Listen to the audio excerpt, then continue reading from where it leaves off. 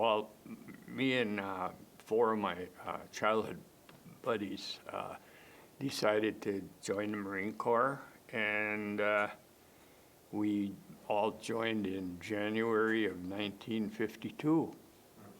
And I was just 17, but I would be 18 in a few months, like in April. So we all decided to enlist in the Marines because eventually we didn't want to be drafted, and we all wanted to be Marines.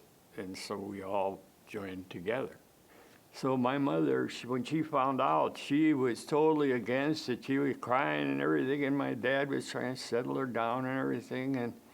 And she went to our parish priest and told him the story. She says, one of my sons just got home, and now another one, I'm afraid that he's going to, get killed over there.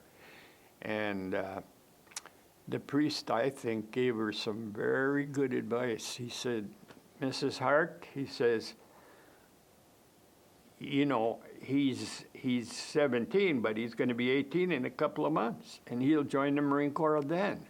And he'll never forgive you for not letting him go when his buddies went, because they were all, it was all kind of locked in, more or less, that was when we were going, and we joined, and boom, boom, boom. Then the whole ball got rolling. We all were sent to San Diego for boot camp or recruit training. And then, they split you up after that. One of them went to the Marine Air Wing, and one went he was a cook. And I was chosen to be a rifleman. So, and we, it was like trench line warfare when we got there and stuff, and it was we had to deal with a lot of it was not just the enemy that we were dealing with. It was but the South Koreans were on our side, and then we were fighting the North Koreans.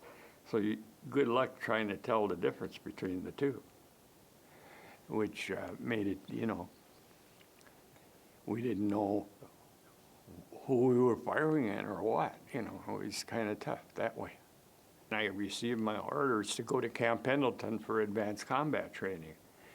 And then I was sent to Korea. And almost immediately it was, we were sent right in. We were like what we call the draft replacement. We were the 34th draft replacement. And it was tough. The conditions were just awful. In the summer, it was hot, so hot you couldn't stand it. And in the winter, it was so cold. I mean, I'm talking really cold. And when I got there, we had thermal boots also. But, when your feet get cold, you're just cold. And my daughter even says that I say now, I don't even want to go to a Brewer game when it's cold because my feet, I think I must have got frostbite when I was there. Yeah. But,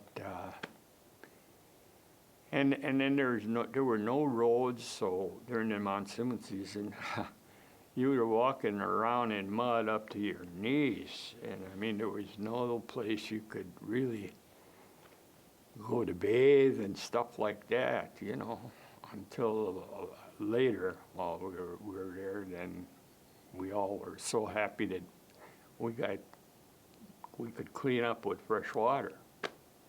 Not a shower, just clean up, Marine Corps shower.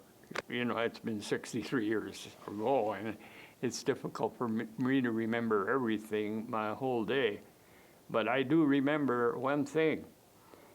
At night, I thought they were flies. I kept swatting flies away. They were mosquitoes. I woke up the next day, I had mosquito bites all over my face and everything.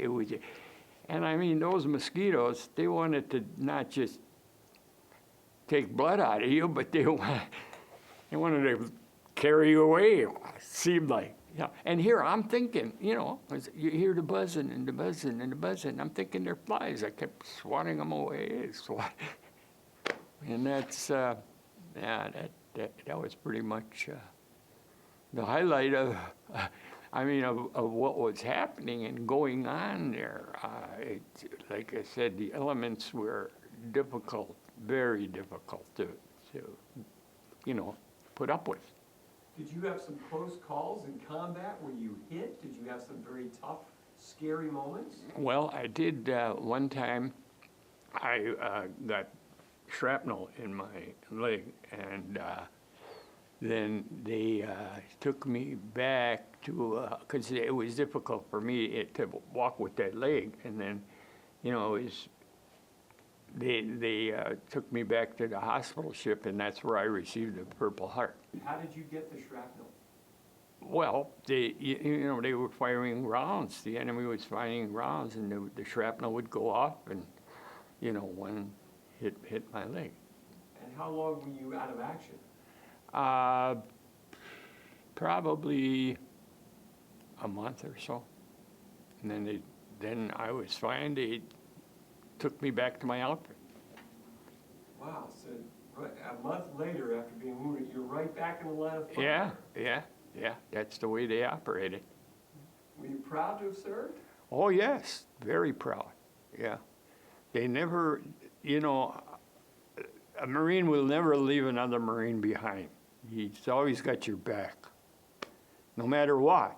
I mean, if the going gets really tough, he'll go back and he'll drag you out of there, you know. If he has to carry you off on his shoulders, he'll carry you out. That's the Marine Corps, you know, way.